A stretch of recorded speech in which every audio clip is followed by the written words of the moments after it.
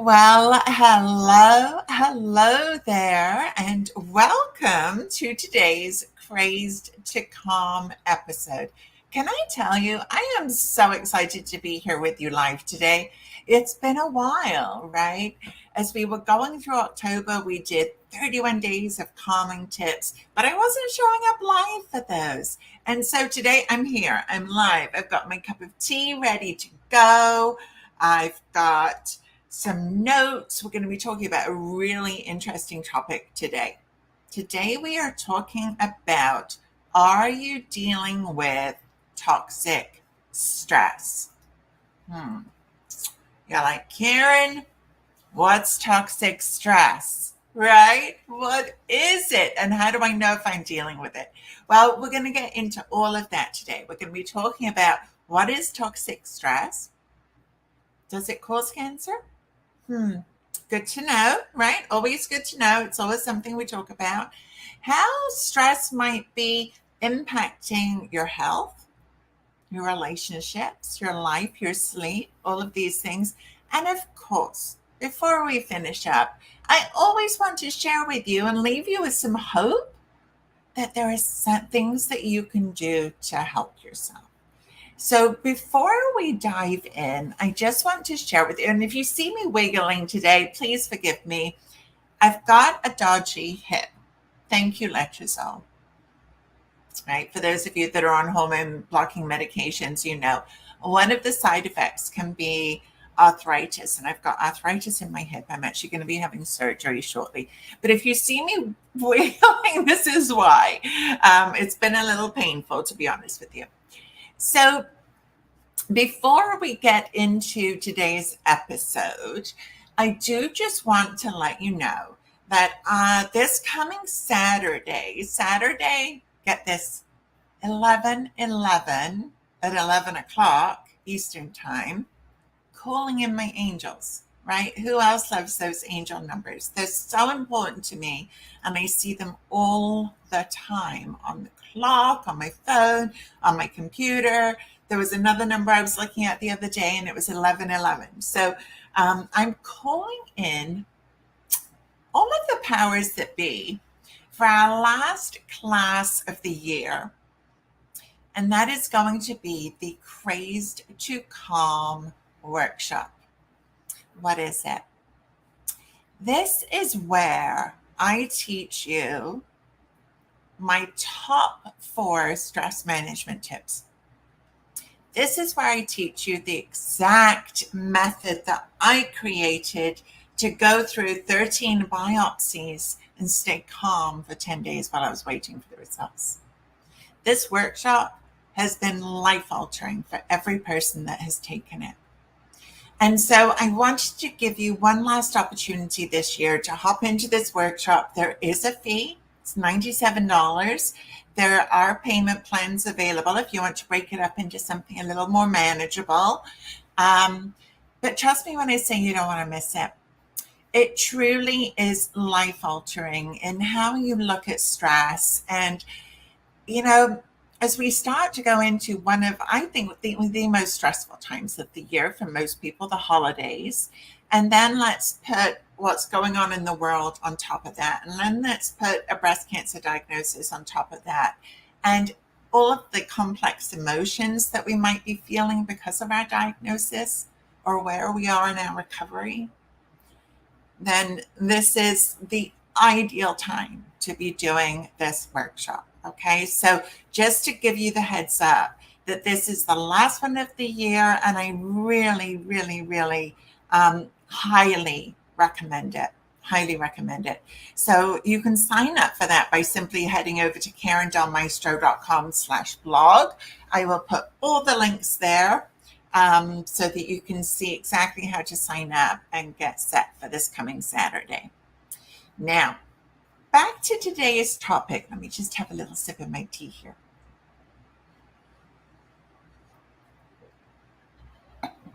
Okay. Stress. Toxic stress, not just stress, but toxic stress. There's 2 types of stress, right? There's acute stress Stress that we feel in the moment. Maybe you're driving on a busy road and somebody cuts you off and you feel stressed and anxious and like that suddenly, right? That's just a short-term stress that you would live with for just a little while. And then there's something called chronic stress. Chronic stress is something that lasts for a much longer period of time, right? So that might look like being diagnosed with breast cancer, might look like grief or trauma, moving house, going through a divorce. Perhaps you've had these episodes stacked one on top of the other. I know I certainly have. Other health issues, right? Being concerned or dealing with aging parents, or perhaps a parent that's going through dementia. Maybe you're a caregiver for somebody, right? These can be really stressful times. Now, what you may not realize is that chronic stress impacts so many different areas of your health. I'm going to talk about that in just a second. But first of all, let me talk about, and by the way, today's episode is really, if you are dealing with aches and pains, hot flashes, anxiety, depression, irritability, mood swings, trouble concentrating, brain fog, memory loss, trouble with weight gain, side effects from treatments or medications, maybe digestive issues, trouble sleeping, and if you're concerned about your risk of recurrence, today's episode is for you. Okay? Because if you're anything like me, and many of the survivors that I've spoken to are, you perhaps went through a really stressful time up to 48 months prior to diagnosis. And maybe also like me, maybe you've Googled, does stress cause cancer? And the answer you see is no, stress does not cause cancer. The same answer that I saw. But I didn't stop there.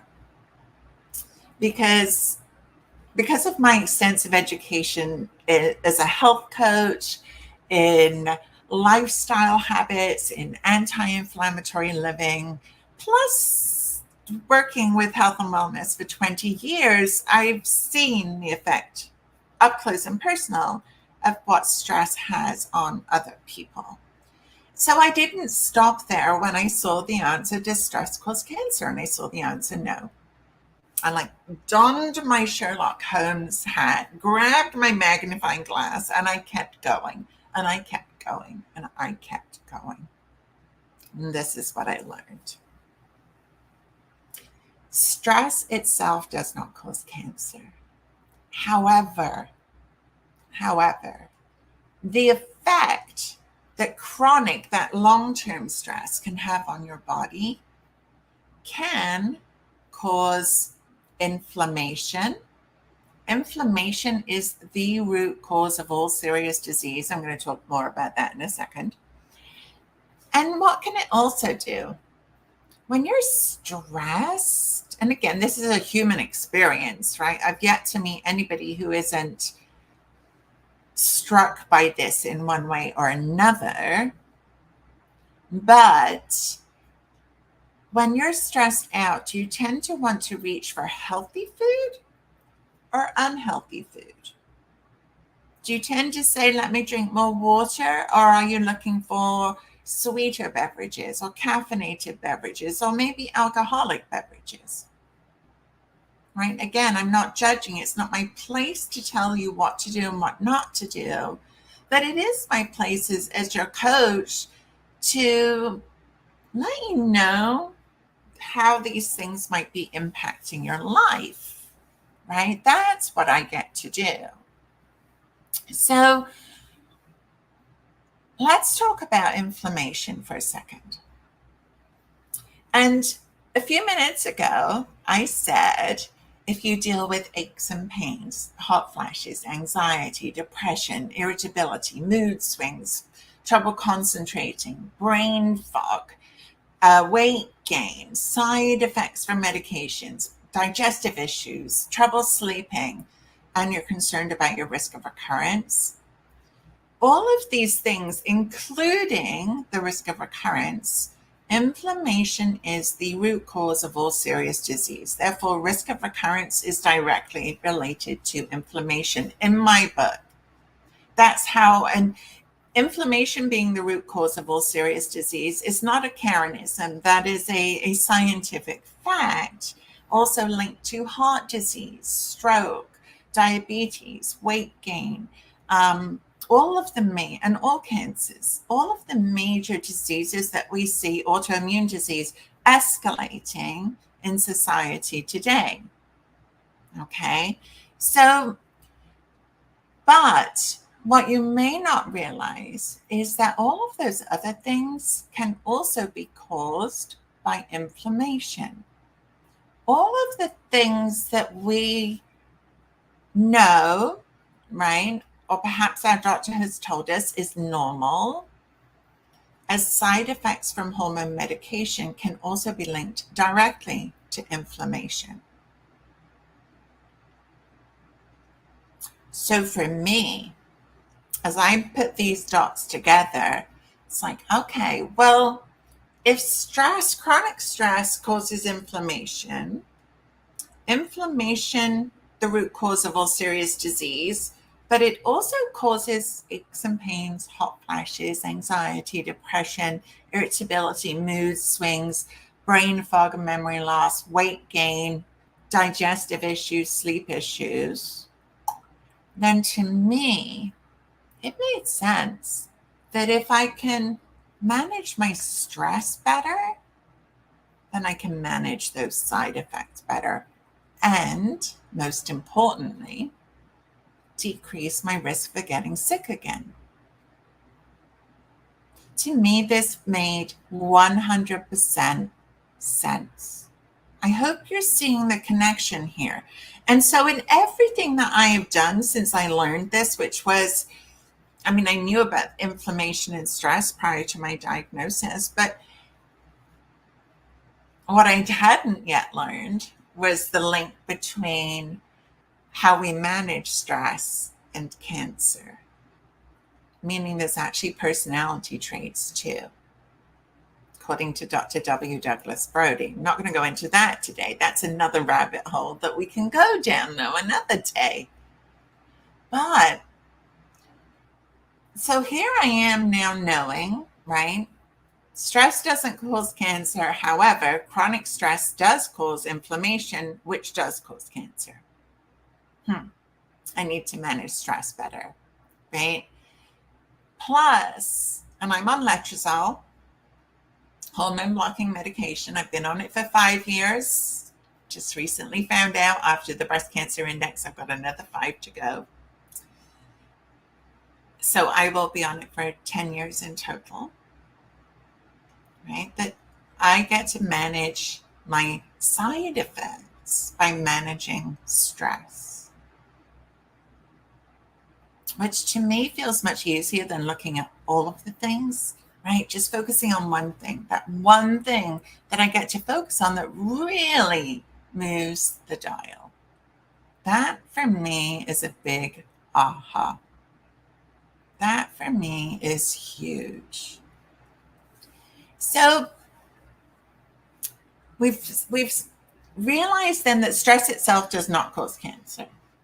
We've recognized, though, that stress does impact inflammation, which then impacts all of those symptoms that we've talked about, right? So what can we do, right? I've kind of hinted at it already, right?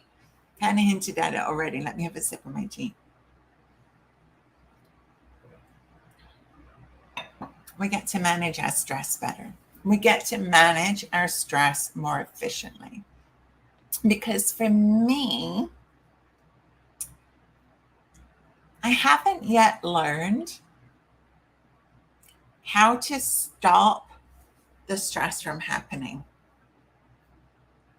Haven't learned that yet. When I do, you'll be the first to know.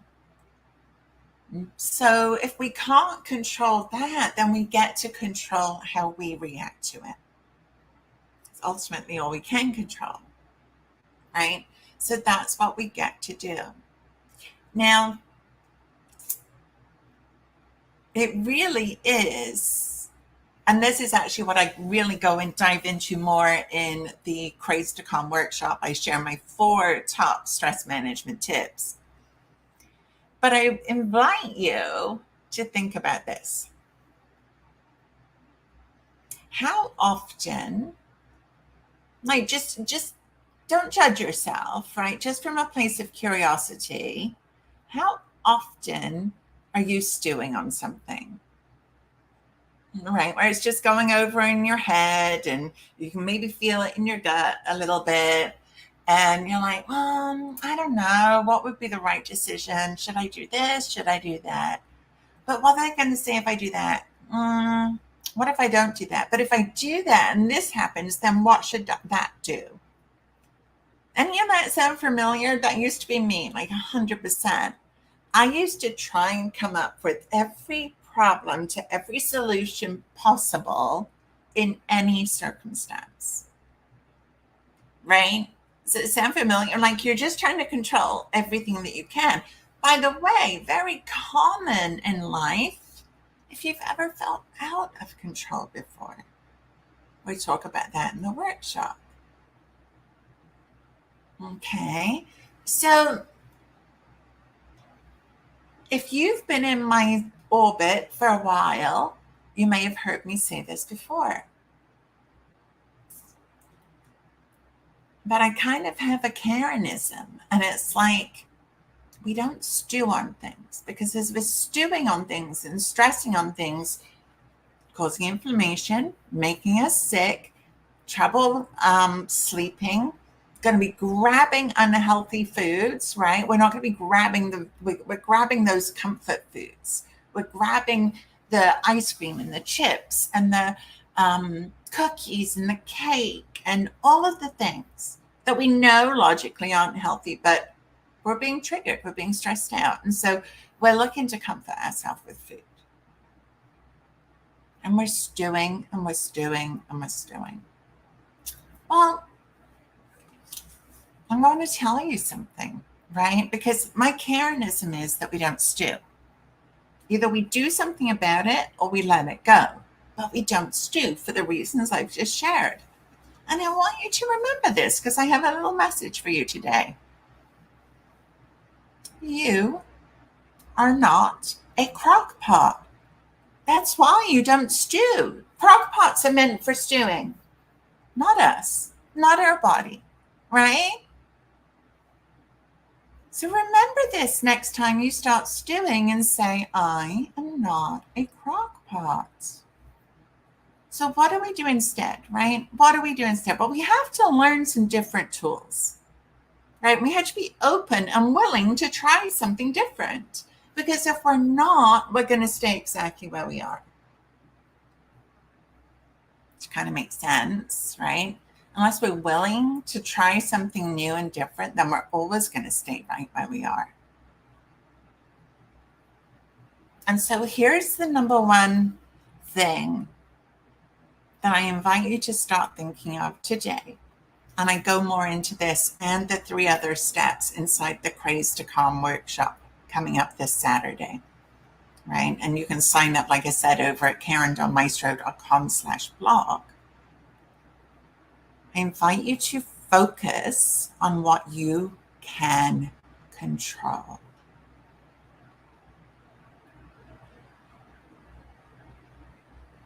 And you might even be thinking, Karin, I'm not even exactly sure what I can control because there are days it doesn't feel like it's much.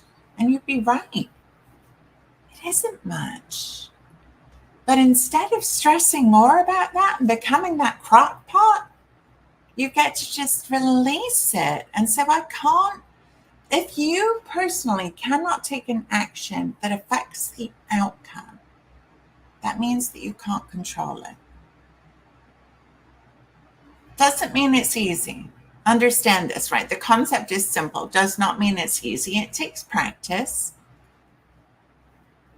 But think about it. How much of a relief would that feel? Think about what's coming up for the holidays. Think about how how much less stressed you'd already feel.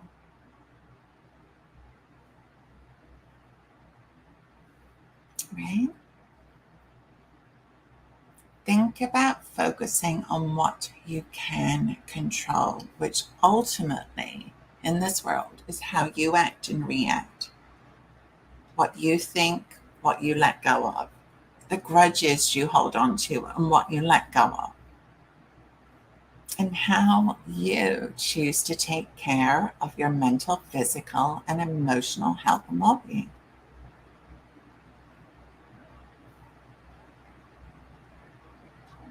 I know it might feel uncomfortable, the same way that anything new does, but let me tell you, when you can start to stress less and know that that's boosting your energy, boosting your immune system, reducing inflammation, lowering your risk of getting sick again, why would you not want to do it? To me, it's a no-brainer. To me, this is, if you were to say to me, Karen, what's the one thing? This to me would be the one thing, because I think that we've normalized stress in society, and it doesn't have to be our normal. It doesn't have to bog you down. It doesn't have to make you sick. But you do have to learn how to manage it from somebody that's been through the path, that understands the complex emotions that go along with a breast cancer journey, with grief, with trauma, all of which, unfortunately, I am very familiar with. Okay. So if you have any questions as you're watching the replay here, I see that we don't have anybody on live with us right now. But if you're watching the replay and you have questions, put hashtag replay, drop any questions in the comments below. And I hope that I get to see you at the workshop on Saturday. It will be the last one that I'm teaching this year. And this has been a huge hit, huge hit. In fact, it's one of those where people continue to talk about it months later and how it is still impacting their life, because what you learn, you can't unlearn. I love that. I do. I really love that. So I want to thank you again for joining me live today, or if you're watching the replay, thank you for watching and setting aside this time. And I will see you next Wednesday, 3 p.m. For our next week's Crazed to C.A.L.M. Now, as we go through the holidays, there are going to be, I had shared I'm going to be going through surgery, so there will be some live classes, episodes. There will be some pre-recorded episodes. Either way, I make sure that I go in and I see your comments, and I look at what you've said, see if you need more support. So don't disappear over the holidays. I'm still around. I will just be going through surgery and recovery, and taking a little bit of a rest just to recoup so that we hit the new year running. Okay. Thank you so much for watching, and I hope to see you at the workshop on Saturday. Bye for now.